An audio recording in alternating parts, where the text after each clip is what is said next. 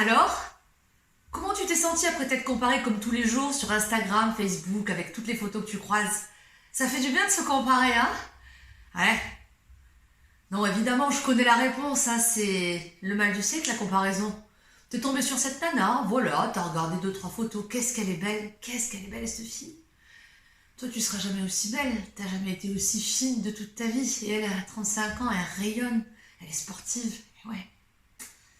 Puis après, t'as croisé cette collègue de boulot, carriériste, qui s'en sort super bien, qui est amie avec tout le monde au boulot, qui ne cesse d'augmenter, alors que toi, ça fait 10 ans que t'as le même salaire et que tu vivotes et que ton boulot te plaît pas. Puis t'as rencontré cette nana aussi, tu vois, qui s'éclate en soirée, qui a que des photos comme ça sur Facebook où elle a une vie trépidante. Et tu te dis, ah, si seulement moi j'arrivais à avoir une vie un minimum, juste avec le minimum, le dixième de l'aventure qu'elle vit, je serais quelqu'un d'heureuse. Alors tu te compares et tu trouves ta vie bien naze.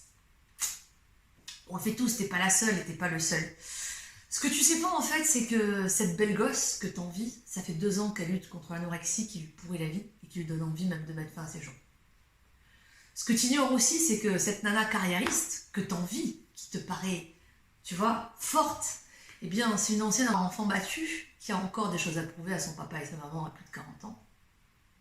Et ce que tu sais pas non plus, c'est que cette femme qui déborde de vie sur les photos Facebook et qui est en soirée, etc., elle est alcoolique. Et elle sait pas comment s'en sortir. Et toi, c'est pas du tout ce que t'as vu. Toi, t'as vu un bonheur incroyable. T'en as pas, peut-être même pas dormi de la nuit d'avoir vu ce bonheur-là parce que toi, t'en es pas là. T'en es pas au point où eux, ils en sont. Parce qu'eux, ils sont profondément heureux parce qu'ils ont réussi. Mais ça, tu n'en sais rien. Tu n'en sais rien, tu es dans l'illusion. Alors j'aimerais parler déjà d'un premier point dans la connerie que c'est de se comparer parce qu'on est tous dedans, hein, et moi la première. Hein. Je veux dire, là quand je parle, je m'englobe complètement là-dedans puisque je veux dire, ça fait partie de l'être humain, c'est parce qu'on est être humain qu'on se compare. La première connerie, c'est que on est dans l'illusion, on le sait pas. Franchement, on le sait pas. Moi, je comparais ça à un myope qui sait pas qu'il est myope. Tu sais, il avance, il croit voir des choses, mais en fait, il voit tout en flou.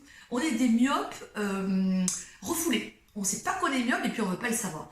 Donc déjà, je pense que la première étape, c'est ça. Trouve une paire de lunettes quelque part. Parce que ce que tu vois, ça n'est pas ce qui est. Alors comment on fait ça? Bien, c'est très simple. Il n'y a pas de secret. C'est vraiment le développement personnel, le développement spirituel. C'est travailler sur soi. Parce que plus on travaille sur soi, plus finalement on va avoir une clarification de tous les sens. Tu vois, l'ouïe, on va mieux écouter ce qui se dit, on va mieux voir, et cette perception complètement erronée qu'on a tous, on va la travailler. Donc ça, c'est du travail de long terme. Mais qu'est-ce que tu peux faire sur le court terme pour ne pas te pourrir la vie avec ces comparaisons? Eh bien, j'aimerais te proposer plusieurs choses. La première, c'est, je dirais, de voir la façade de la maison comme une façade de la maison. J'ai eu en fait cet exemple-là quand je suis partie me balader tout à l'heure et je voulais vraiment le partager avec toi. Parce que qu'est-ce que c'est le problème qu'on a tous? On voit une façade de maison qui est merveilleuse. Bon, elle est merveilleuse, c'est comme ça. Et la seule déduction qu'on devrait faire de ce constat-là, c'est que c'est une façade merveilleuse. Et qu'est-ce que tu fais, toi? C'est pas ça que tu fais. Quand tu vois une façade merveilleuse, tu te dis, bah ouais, la façade, elle est de toute beauté. Tout l'intérieur de la maison doit être couvert d'or. Et les gens, ils doivent être beaux à l'intérieur de cette maison. C'est une famille unie qui rigole à table. Les enfants ne parlent pas à table et les parents écoutent les enfants. Les parents sont fous amoureux. Et le soir, ils doivent monter parce qu'ils doivent bien avoir un jacuzzi dans lequel ils se prélassent et dans lequel ils lisent des livres avec une petite musique douce. Et la maman cuisine bien et c'est merveilleux la vie qu'ils ont. Tu vois le truc? C'est-à-dire que d'une façade de maison, toi, t'as tricoté toute une histoire qui est idyllique, qui est le scénario hollywoodien, et t'as devenu à créer tout ce monde qui n'existe pas. Donc non seulement ce que tu vois, c'est une illusion, tu vois, c'est une illusion, mais en plus de ça, il y a une plus grande illusion encore que tu t'es faite. C'est que tu crois qu'il n'y a qu'un seul fruit dans la nature et que c'est une pomme, par exemple, tu vois. Ça serait con de se dire ça, qu'il n'y a qu'un seul fruit. Et de se dire, bah ça sert à rien qu'il y ait les autres fruits. Enfin, je veux dire, il y a une pomme, ça suffit. Bah non, Parce qu'il y en a qui préfèrent les poires, il y en a qui préfèrent les fraises, etc. Et en fait, c'est la richesse de l'humanité. Il y a plein de fruits différents. Les êtres humains sont tous des fruits différents. Et notre grand malheur, c'est que entre fruits, on se compare, mais on n'a rien à voir. Le raisin ne ressemble pas à la cerise, ne ressemble pas au pruneau. Chacun a ses caractéristiques qui sont propres, a ses qualités qui lui sont propres, a ses défauts aussi qui lui sont propres. Moi, le kiwi, j'aime bien, mais il me pique la langue, mais pourtant j'adore, tu vois. Et par exemple, la cerise, c'est très bon, mais moi, ça me fait moins d'effet. Tu vois ce que je veux dire? C'est que tu peux pas comparer des choses qui ont autant de spécificités différentes. Ce qui va être intéressant, par contre, c'est de te comparer, pas avec les autres, du coup, qui sont des fruits différents, mais avec toi, il y a 2 ans, il y a 4 ans. Ça, c'est intéressant. Et là, ça va te valoriser et ça va te montrer en fait le meilleur de toi. Mais tu vas aussi avoir un regard critique en te disant, eh bien là, c'est vrai que j'ai pas évolué. Sur ça, j'ai envie de travailler. Ben là, je suis un peu déçue de moi-même. Tu as le droit aussi, hein, de temps en temps, sans te malmener, mais de te bouger un petit peu, quoi, tu vois. Mais là, ça sera une comparaison qui vaut le coup et qui va pas te mettre plus bas que terre parce que t'essayes d'être une prune quand t'es un melon. Ça n'a pas de sens. Tu vas te trouver grosse, tu vois, si t'es le melon, tu vas dire, moi je suis grosse, j'ai une peau toute rugueuse, alors que t'es délicieux, t'es merveilleux tel que tu es, tu vois. Donc c'est important, respecte le fruit que tu es, et surtout compare-toi avec le toi d'avant. Et là, je te jure, moi j'ai fait des listes, hein, des choses où j'ai progressé, mais c'est merveilleux. Et des choses où j'ai régressé aussi, ça c'est pas cool. Mais du coup, j'essaye de le reprendre en main, tu vois. Et là, je t'assure que tu vas sortir grandi de cette comparaison. Et à un niveau plus profond, il y a l'image qu'on a construite de nous-mêmes. On l'a tous fait, tu vois, il y en a plein qui me disent « Oh non, moi je suis pas concerné ». Si, on est tous concernés. En fait, depuis qu'on est enfant, entre ce qu'ont projeté les parents sur nous, on a voulu leur faire plaisir, la société a projeté aussi une image sur nous, on a voulu leur faire plaisir, les amis, les copains, nous-mêmes, on avait une image valorisée de nous-mêmes, eh bien, on a construit cette image de nous-mêmes qui n'est pas nous. Et la comparaison, c'est intéressant, parce que ça va nous rappeler à quel point on n'est pas à la hauteur de l'image qu'on s'est créée. Par exemple, moi, j'ai toujours rêvé d'être merveilleuse et invulnérable, tu vois, parce que j'ai peur de souffrir, je parle dans les relations amoureuses, et merveilleuse parce que je pense que, ben, voilà, plus jeune, voilà, je manquais d'estime, et du coup, pour compenser, j'avais au moins besoin qu'on me trouve merveilleuse. Évidemment, quand on se met ces objectifs-là, on est tout le temps déçu de nous-mêmes, parce que c'est pas possible. Je veux dire, on est des gens qui sont faillibles.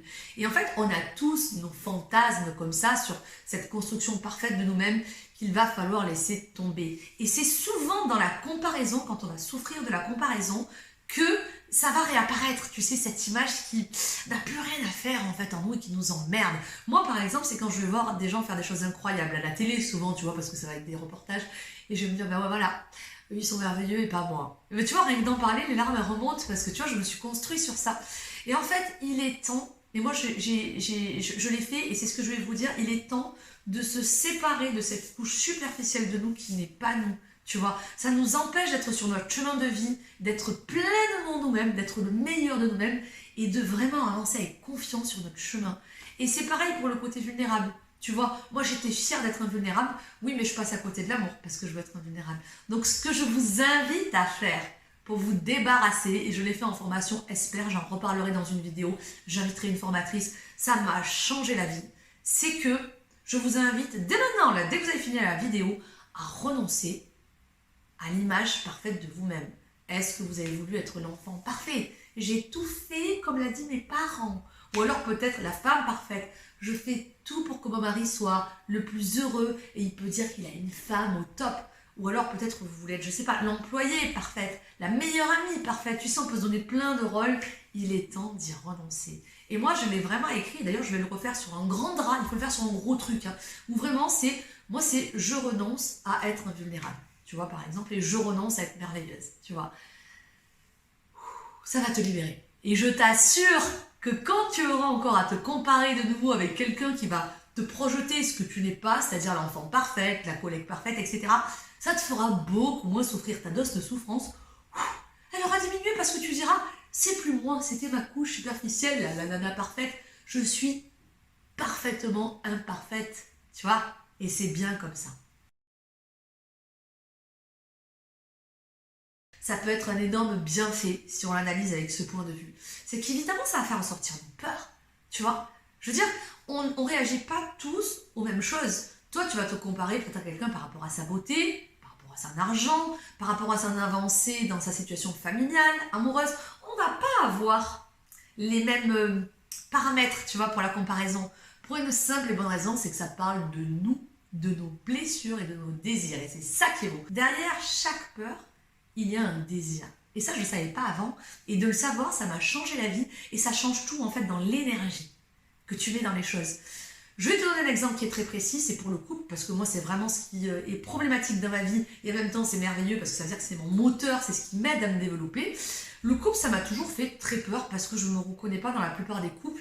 J'ai pas une vie classique, et ça m'inspire pas du tout de rentrer le soir, de regarder une série Netflix ou tu vois un film. Je veux bien le faire une fois par mois mais pas plus, tu vois. Et puis ça m'enchante pas que pour ma copine je sois le centre de son monde, tu vois, ça va me stresser plutôt qu'autre chose. Et donc moi avant je mettais cette énergie au service de mes peurs. C'est-à-dire qu'à chaque fois que je voyais des gens, je me comparais à eux en me disant ah non non mais moi je veux pas ça. Et en fait je me suis dit mais attends, cette peur c'est merveilleux, ça cache un désir.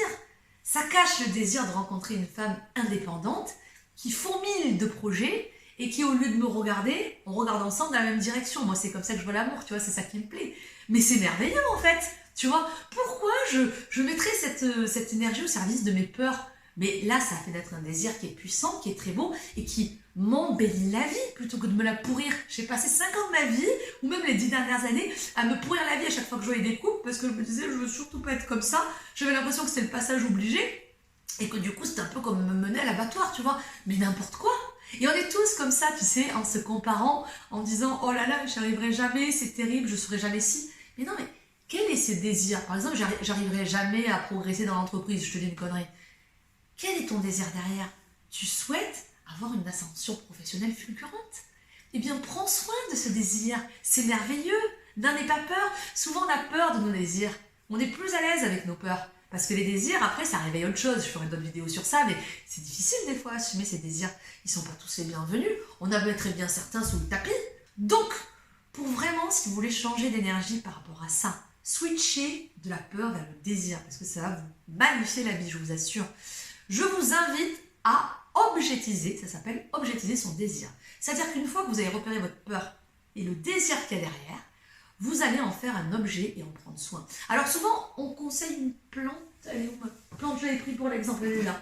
Désolée, je suis dyspraxique, alors je sais jamais où sont les choses. Vous regarderez la définition de dyspraxique. En fait, voilà, moi, cette plante, par exemple, elle symbolise mon désir de couple merveilleux, tu vois. C'est que depuis un an, à peu près un an, j'ai compris que au lieu de fuir le couple standard qui ne me plaît pas, j'ai qu'à aller à la recherche de mon couple merveilleux, tu vois. Et en fait, je l'arrose tous les jours. Et tous les jours, c'est juste un geste, hein, je viens le matin, voilà. Tous les jours, je la regarde et je la repose à son endroit. D'ailleurs, je vais la reposer. Eh bien, rien que ça, tu ne peux pas savoir à quel point ça change complètement ton rapport avec ce qui te faisait peur. Donc moi, c'était la relation amoureuse. Aujourd'hui, je suis complètement à l'aise avec ça et je suis même ravie de voir ma plante grandir, mon désir grandir et je suis tellement prête à accueillir cette belle personne dans ma vie, tu vois. Donc ça change tout de prendre soin de ses désirs. Vous n'avez pas le choix, les désirs s'imposeront à vous. Ils vous le crieront, ils vous le hurleront comme un bébé qu'on ne nourrit pas. Il criera jusqu'à la mort s'il le faut, mais il dira « nourris-moi ». Nourrissez vos désirs. Quand vous êtes dans la comparaison, c'est ça que la comparaison vous crie quand vous êtes dans le mal-être.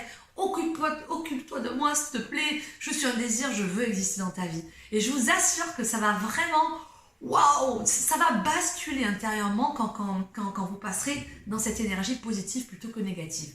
Cette vidéo s'arrête là, j'espère qu'elle vous aura éclairé. Le but de cette chaîne, c'est vraiment d'aller beaucoup plus loin en vous présentant les formateurs, thérapeutes et coachs qui, moi, m'ont changé la vie. Mais chaque semaine, j'aurai avec vous ces petits bouts comme ça de réflexion qui valent ce qu'ils valent, hein, parce que c'est mon expérience personnelle. Mais voilà, je voulais partager ma philosophie avec vous. Bisous à tous et je vous dis à la semaine prochaine. Salut!